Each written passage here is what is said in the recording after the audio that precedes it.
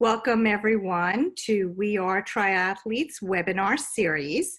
Today, Colin Cook of Peak Triathlon Coaching is going to talk all about off-season planning and training and all that good stuff. So without further ado, Colin, it's all yours. All right, thank you, Hillary. Share my desktop here and get my presentation up. And we're off here. All right, you guys see my screen all right? Actually, let me just minimize that there. Cool. Okay, so so we're going to talk about what I like to refer to as the out season here, not necessarily off season, and I'll explain a little bit more about that one. But where this is perfect timing for this webinar, and appreciate the opportunity again, Hillary, to talk about this and make sure everybody is doing what they can to really take advantage this time that most people here, at least in the US and so forth, aren't really racing, and there isn't a ton of opportunity to race triathlons and things, outdoor triathlons anyways, but it doesn't mean it isn't a great opportunity to get faster and so forth. So real quick, just a little bit about Peak Triathlon Coaching. That's my coaching business. Been around for a while now. Really all about, helping age group triathletes and, from first timers all the way to Kona qualifiers. We had a gal get fifth in her age group in Kona this year. So certainly have some high level and elite athletes as well. Another one that qualified last weekend or 2 weekends ago in Louisville. But we also are big on, there's more to life than just triathlon. So making sure that we find the proper balance and helping you through the journey and making sure that you really enjoy yourself and your triathlon experience here. As far as myself, I'm a USA Triathlon certified coach, Ironman certified coach, youth and junior, 13-time Ironman finisher, qualified again for Kona at Ironman Louisville 2 weekends ago. And a lot of half Ironman experience and even done some Xterras as well and so forth. But most importantly, very happy father of 4 kids, 5 and under. So really try and work on that life balance and accommodating everything with a busy schedule and so forth. But I do have 8 different assistant coaches that work for me as well.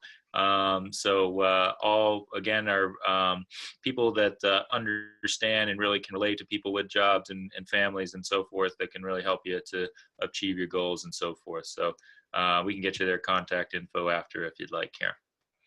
All right, so now getting into the good stuff here. So let's talk about the out season.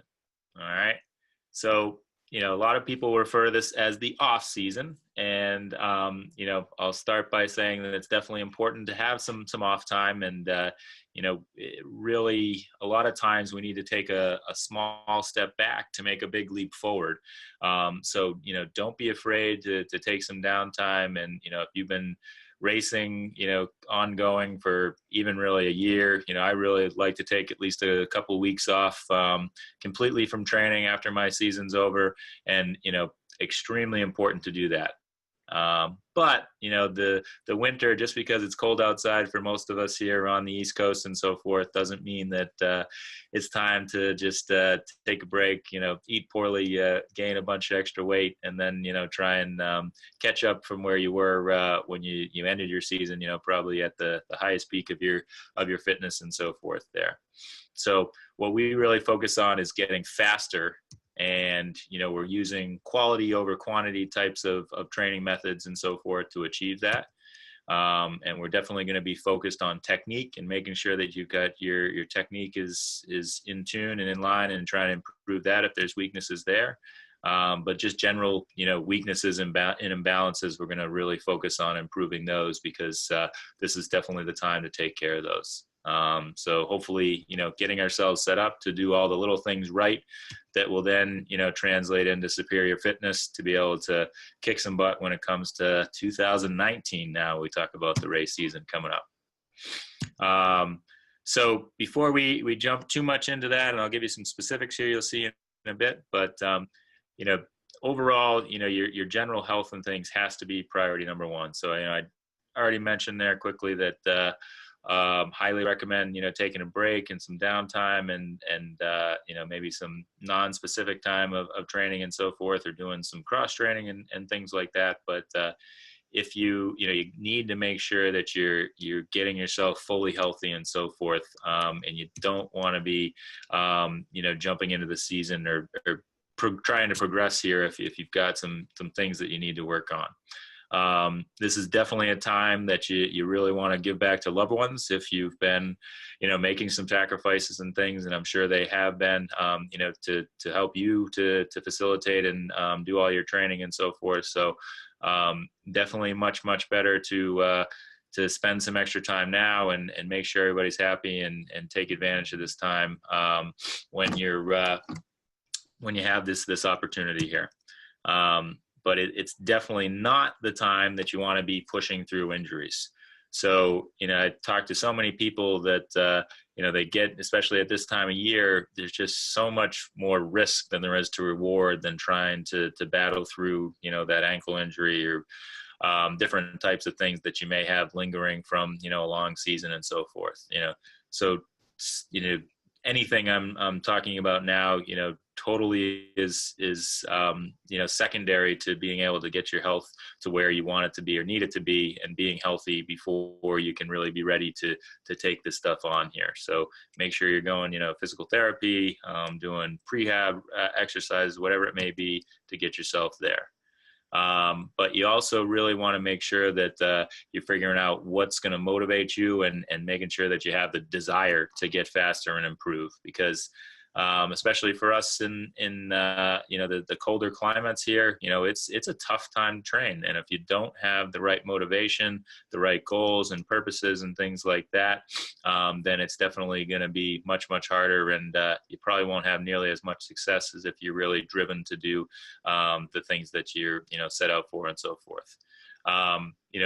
It is a good idea at this point, and I get questions about this all the time, or even before the last season is over. People want to talk about next season, and it is important to recognize where, and if you're working especially with a coach, to work on that kind of periodization structure and things like that, so that you're spending the appropriate amount of time in your out season. But obviously you need to make sure that you're prepping for your specific races and so forth. So if you have early season races and things, you want to make sure that you have that planned out, so that you're setting yourself up properly there. But again, having some goals in place is really going to be important, and then making sure that we're staying or maintaining a healthy lifestyle throughout that there.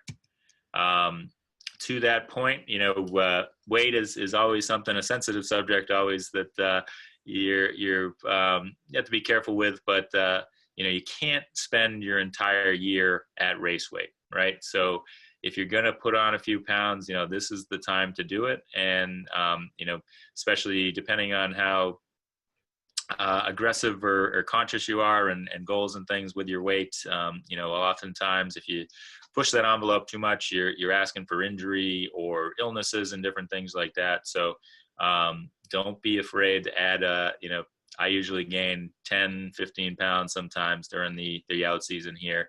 And it's totally fine to do that. So try to not be so weight conscious if you're somebody that's worried about that here. All right. So from there, now we're really thinking about what it is that we're focused on with the out season here. I mentioned it quickly there, but it's really all about getting faster over shorter distances that will then translate to getting faster over longer distances, assuming, for most people, that's a relative term there, but for the people that are even Olympic distance, but especially for half and full Ironman people, a lot of them think that they just need to train slow and steady and so forth. And there's certainly a time and place for that, but this is the time to really be working at high intensity and speeds to be able to get faster. But consistency is very important here. We don't need to have tons of volume to be able to be consistent, and I'd much rather see lower volume that's realistic and obtainable for somebody than trying to overdo it. And we certainly don't want to burn yourself out during the out season by trying to do too much, and then heading into the race season when it really matters, when you're not driven and excited and So that consistency and developing that balance is important there. But from there, I'd like to really establish some different benchmarks and measuring how we can see improvements and so forth.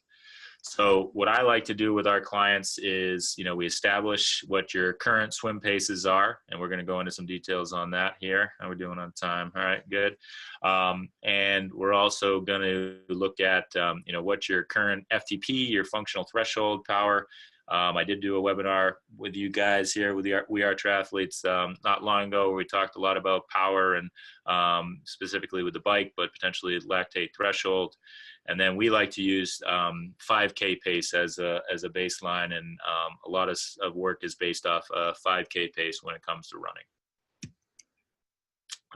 And last but not least, just keeping that mojo high. So that's kind of like, I like to refer to that. It's basically your motivation and understanding everything that's going on in your life and so forth. And, if you've got a ton of stress or, some challenges at work or at home or whatever it may be, that stuff is all extremely important, and making sure that you're respecting that when it comes to your training and so forth.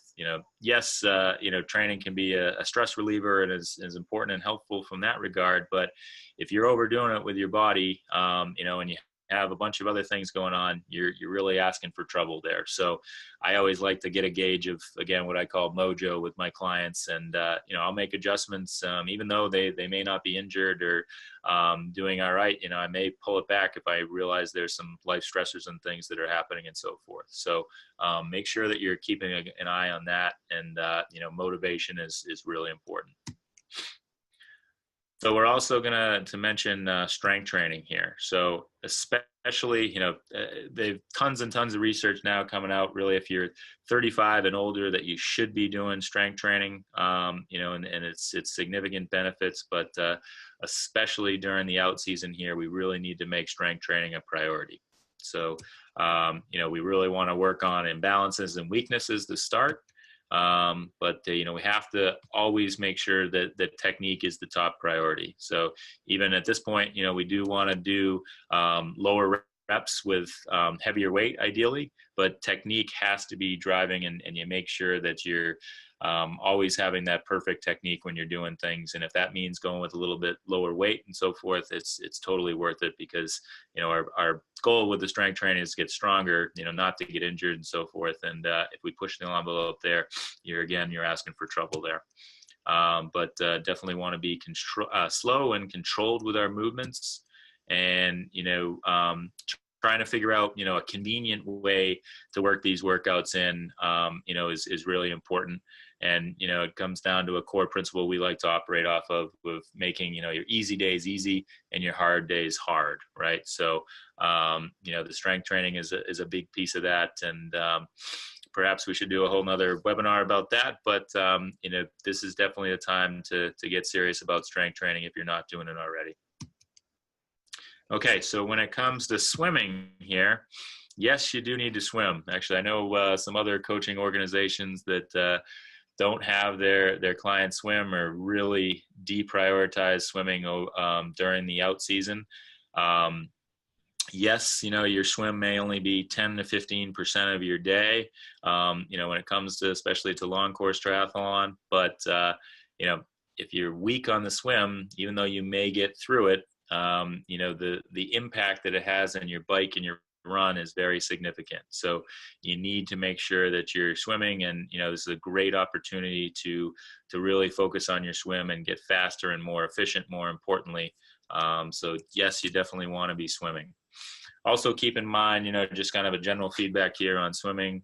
We're not pool swimmers, right? So yes, we do swim in the pool, but we are prepping for triathlons, right? Which is typically outdoor open water swims and so forth. And there's definitely a different skill set that comes into being a triathlete and swimming out in the open water as opposed to the pool. So if you are getting guidance and so forth, I strongly recommend you have it be with somebody that has some real, triathlon and open water specific preparation or understanding and background, because there's a lot of value there. But in general there, really want to focus on a couple things, and that's that body tautness, right? So being nice and long and elongated in the water up at the high at the top of the surface of the water. So really working on that position, and then also making sure that you have good alignment. Right. So if you're swiveling, or have, a body part that isn't in the optimal position there, that's going to throw off your alignment and so forth. So now is a great time to be focusing on those kind of things. As far as testing goes, may want to do, depending on the athlete's fitness level, may need to do a little bit shorter than these, but definitely for long course folks, I recommend doing a 1,000 time trial and then a 100 time trial, both during the same session. Happy to share what we give for a specific workout around that to do it. But with everything that we're testing, especially with the swimming and with the biking, we're looking at what the kind of the differences is between those two numbers. So if you swim, you're somebody that has, one pace, and you're one that says, oh, okay, I only swim at one speed, so your 100 time and your 1,000 time, or the pace is very, very similar, then that's clearly an indicator that, you really need to work on your overall speed and kind of more that short-term speed and finding those different gears, as opposed to if there is a monster gap between, your 100 and your 100 is really strong, but your 1,000 is really slow, so there's a bigger gap there. If my fingers can be seen, hands can be seen in here, then that's an indicator that we need to focus on endurance a little bit more. So maybe a little bit longer sets, and really it's probably an efficiency thing with your technique and when you're fading and so forth. So that can be really helpful in understanding, and hopefully you're driving both of those times down by the work that you're doing in the pool. But that's what we use for testing there. As far as swimming goes, especially during the out season here, we're dark and cold and by ourselves a lot. Highly recommend trying to swim with a group or a master's group and things like that. I really find that beneficial to people in the pool and so forth. So with swimming, I should say. So highly recommend considering that as well. So here's a couple examples of some swim workouts here. So big fan of stretch cords here, so the bands basically, so you can set those up, whether you do them at home prior to going to the pool or, outside of your swim sessions, but really making sure we're getting the strength and things that, for our athletes, it's really working on having that high elbow and activating our lats to generate our power. But those are a great way to build some overall strength and really good for a warm up. So these are some specific details. I'm going to spare going through everything about them, but certainly if anybody has a question about them, a couple things you'll see is a big fan of using different gadgets and things and different devices during swimming. So, snorkel, I'm huge fan of the snorkel and the freestyle snorkel. So that will allow you to work on, your body position and that tautness we talked about on the last screen. The pull buoy paddles can definitely be used with certain reach, and we got to make sure we're not overdoing those, and you have to have good technique to really benefit from those. But then the ankle strap, those are kind of the four essential tools that our clients are using that can really help with improving the technique here.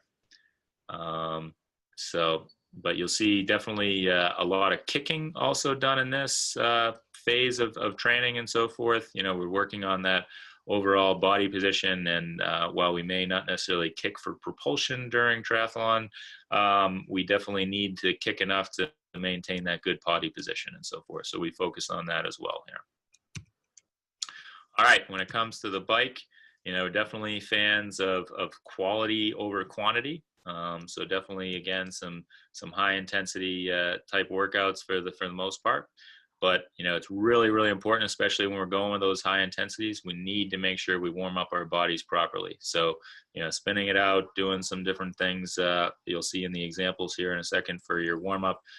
But, be very careful if you're time limited or time crunched. A lot of people will just completely or really, really minimize their warm up. And you got to be careful with that. Make sure you're getting loose, and that will help prevent injury and so forth. As far as drill goes, big fan of doing single leg drills, and on the trainer is a great time to work on those. So just working on, the revolution and applying pressure all the way through each pedal stroke there. So, if you go through and you have like a we call a dead spot where you kind of skip over a point or something, that's an indicator that there's a weakness in your pedal stroke. And, so the single leg drill should really be able to help you to be able to work out any of those kinks and inefficiencies you have in your pedal stroke. And then cadence, definitely really important. Can be just a good focus point to help you stay engaged and so forth during the workouts, but doing things at different cadences and so forth can really help. So for the different types of workouts, we kind of typically break it down. I should probably, start out, we do have recovery workouts and so forth. So going back to making those easy workouts easy, that's really important. But then we have what we call sweet spot workouts, typically at for those familiar with FTP and functional threshold power, would be your 88 to 92% of your power. That can fluctuate a little bit, but that's what we refer to as a sweet spot. And then threshold would be right around your FTP, sometimes a little bit above it, or your lactate threshold when it comes to heart rate. Force is typically we're doing high intensity, but it's typically lower cadence and trying to really build strength and so forth types of workouts. And then the VO2 max would be really high intensity, very short, minute and less, oftentimes 20-30 second efforts of really explosive high intensity, skyrocketing that heart rate type of efforts there. So we do have, an FTP test that, and there's different forms of FTP tests that you can do. Ours entails a 3-minute all-out effort and a 20-minute all-out effort for most of our clients. Again, just like the swim test there, we're measuring how those two compare to one another and can be a good indicator for us on what we need to work on to improve and so forth there. And I'm going to show you an example of what an FTP worksheet, CPC file looks like here in a second. But also highly recommend checking out Zwift. Trainer Road is an awesome tool, Sufferfest, and smart trainers in general can really help you. If you're one that gets bored on the trainer, Zwift is a huge community now. That the only thing I recommend or people be weary of is that they don't overdo it. When you're going out for that easy ride, when that person passes you, you let them actually pass you and not go fighting to catch up with them and then sabotaging your workout because you're racing those different segments or against people and so forth. But they do give you the ability to set up, and you can actually program in your workouts and things to be able to dial it in based on the environment you're in with that. So definitely some really cool things you can do with Zwift and these other programs and so forth, and the smart trainers these days. So here's an example of a CPC, or a critical power / FTP worksheet here. So we can see what the 20-minute all-out effort power was, and this is an example of a random client here, and then we did a 3-minute all-out effort. We can see what their heart rate was for the test, what their cadence was, the weight of the athlete, and then this kind of gives a projection of what their FTP would be, but then what they should be able to achieve for shorter distances. And then we have some percentages. So at peak we work off a 7-zone system here. So these are some of the typical percentages that we're working off of, and the zone that relates to that. And then we have some general kind of sprint, Olympic, half iron, and Ironman efforts and what those would entail there. And then we do have, you typically use it as a secondary metric for people that do have power meters, but can definitely go off of heart rate as well here, and then the heart rate that relates to that. All right, so just 3 different examples of bike workouts here, but so here's a sweet spot workout. So as I mentioned there, 88 to 92% / zone 4 in our system, but doing some solid 8-minute efforts, relatively short rest, and doing 3 sets of that would be the main set here. This is a force workout where we're building the strength, and we're a lot more cadence focused. So doing some things at less than 70 RPMs, and then also going up above 85 for these 6-minute efforts here, kind of at threshold. And then VO2 max, again, very high intensity.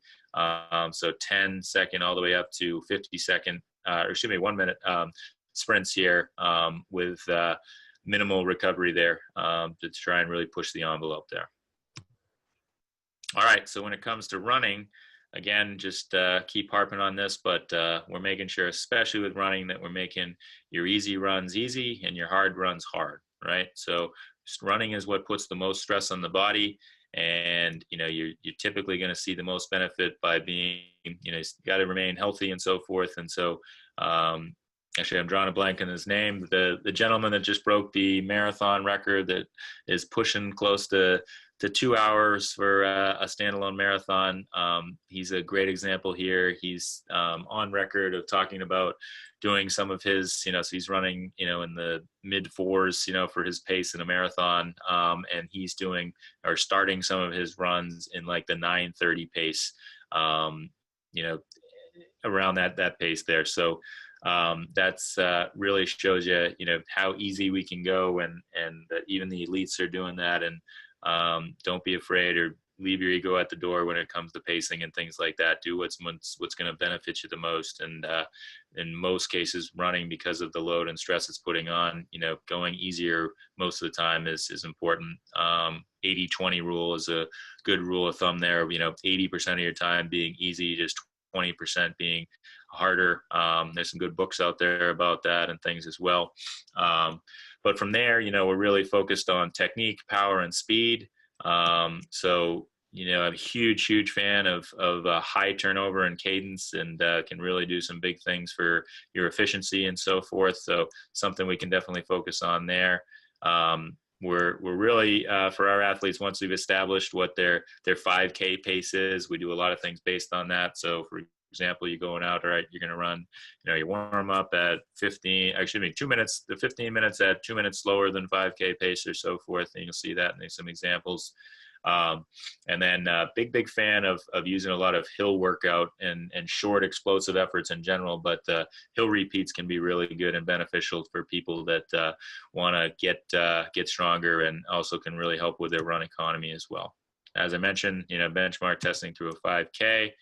And here's some examples of some run workouts here. So a nice 30-second hard effort uphill hill repeats. Big fan of strides, and doing just 12 to 15-second efforts where you build up to definitely no more than a 90% effort. Here's some half-mile repeats. And then here's a little bit more pace control, where we're going at 4 minutes at 1 minute slower than 5K pace, and then dropping that pace down to 30 seconds slower than 5K pace. And then these parentheses here, I should have clarified that at least, is the recovery times on the workouts and so forth in between sets there. Again, let me know if you have any questions on this stuff. So try and breeze through this here, but as far as racing goes in the out season, I'm definitely a fan of racing, especially if you're somebody that really likes to race and so forth, then have at it. If that's what motivates you and keeps you dedicated to getting the work in you need, then obviously work with your coach to make sure it aligns with your goals and so forth. But I'm a big fan of doing, racing when you want to, in the right, when it makes sense and so forth. But one thing with that is, ideally we want to think about doing races that are 2 hours or less, so that the recovery isn't too significant from them, and we don't have to deviate too much from the out season on that. But then because of that, we're going to very minimally taper, and set relatively low expectations, or low priorities, I should say. Not low expectations, high expectations, but low priority on those races there. So for some examples, this would be some masters swim meets, indoor time trials like we got pictured here in the image, and then 5Ks all the way up to half marathons can work out really well there. All right, so I'm going to show you some examples of what I've seen with this is back from 2017 or 2016 to 2017. 17, but showing you some results I've had with one particular client here. So this is their 3-minute power test. So, they originally tested a little below 350. A couple months later, brought it up almost to 380, and then we're up to 390 towards the end of the out season there. Same thing with their 20-minute test. It was around 275, I think. Got it up to over 300, and then was pushing 330 by the end of March. And so here's what ended up happening with their FTP. So it went from, a little bit, I think it was 266 or something like that, to just under 300, to a little over, I think it was 315 is where it ended up at within that 4 months there. So roughly at 18% improvement, in FTP in less than 4 months, following our out season strategy, and just some massive improvements there. So very happy for that individual that saw some great results there. Here's an example, the same person here, of what during the same period, what they were able to do. So their 5K pace went from, right around 2030, I think it was, down to closer to 19, and then even went sub 19 in April, after a little less than 5 months there of focusing on this. So over a 90-second improvement in their 5K pace in that less than 5 months there. So hopefully that's compelling. So that's really it for our out season in general. Just a quick more plug here for Peak Triathlon coaching. But we're really all about customizing it and helping our clients to achieve their goals, and holding them accountable, very goal oriented, trying to make it fun. And we'd be happy to help anybody out if they have any questions or anything like that here. With that, yeah, we're a few minutes over. Not too bad here, huh, Hillary? That's okay. No, it was awesome. This was fantastic. I have a couple of questions. Yeah, absolutely. First question is, can you help us to figure out how many times a week we should be swimming, running, Great hiking, question. Sure. strength training? So it's certainly going to depend on the individual there. So overall, yeah, there's a lot of depends, I guess, that go into this one. But I still, for most people, if they have the time available, I recommend they still swim 3 times a week, at least 2 times a week, 3 times a week. Cycling, I like to have people cycle 3 times a week if possible. You can get away with 2. And then running, I like to do a lot more shorter runs and more often, where I still like to have people running 3, maybe 4 times when you include brick runs and things like that, and then strength training 2 times a week if possible there. But again, totally depends on that person's schedule and availability. And another question, this is from Ray. Are stairs a suitable replacement for hills? Hills in short supply on the South Shore of Long Island. Interesting. So, Ray, definitely still a great workout. I would not call them exactly a direct replacement, just because of the way you're planning with your foot. You're not going to get that the ability to land, kind of in the forefront of your foot as you're climbing up on an incline, as opposed to the flat terrain that you're landing on a stair. But that doesn't mean that's still not a great workout. And if that's what you need to do as a replacement, I'd be fine with it. Okay, thanks. Sure. Good question. So let's go back to my question for a moment. So you're saying 2 to 3 times swim, 2 to 3 times cycle, 3 to 4 times run, and 2 times strength. Correct. Is it really any different than on season? So not a ton, no. So the things that are going to be different there is going to be that, we're not spending as much time. So the duration is going to be lower, but the frequency should be similar. Mm-hmm. And again, that's definitely something that's, if we have, I guess when I answered that was more if, we don't have a ton of family commitments and different things like that. That their work obligation, whatever it may be, and we have the available time to train, This is, as I stressed at the beginning, not the time where you want to be overdoing it and doing too much, from especially a volume and a duration, standpoint. So, but if you do have the available time and, you really want to make some big gains and things like that, that's probably what I would recommend. Awesome. All right. So thank you very much, Colin. This was awesome as usual. You're always amazing. And without further ado, I'm going to end this session. Thanks everyone for joining in. Thanks so very much, everybody. Take care. All right. Thanks, Heather. Thank you.